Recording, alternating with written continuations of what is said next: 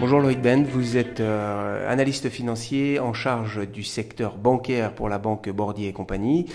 La Banque centrale européenne vient de publier l'évaluation de la solidité des banques de l'Union européenne.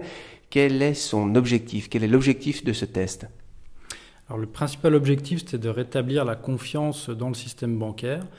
Et pour y arriver, elle a soumis en fait les bilans des différentes banques à une analyse approfondie, impartiale, c'est-à-dire en utilisant les mêmes critères pour les banques de tous les pays.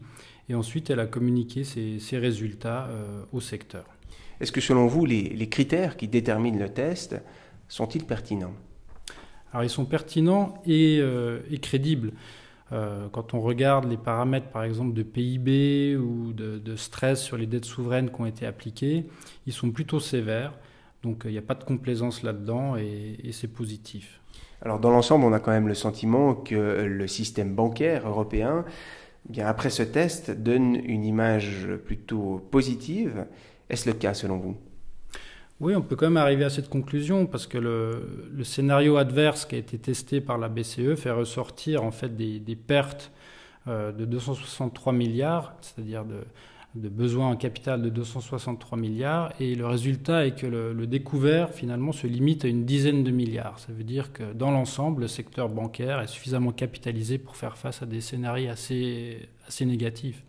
Si on détaille maintenant pays par pays, quels sont les meilleurs et les moins bons élèves au niveau européen?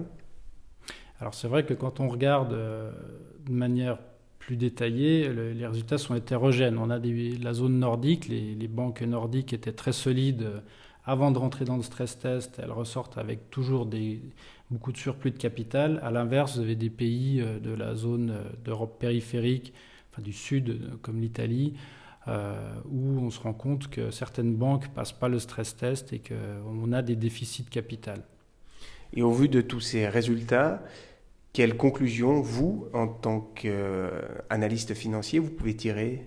Alors au final, le secteur apparaît suffisamment capitalisé. Le découvert est quand même marginal et la majorité des banques qui étaient en découvert ont déjà annoncé des mesures pour le combler.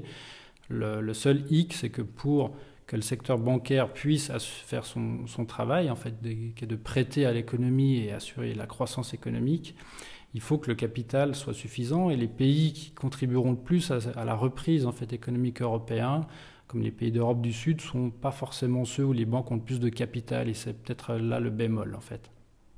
Merci beaucoup Loïc Bend. Merci à vous.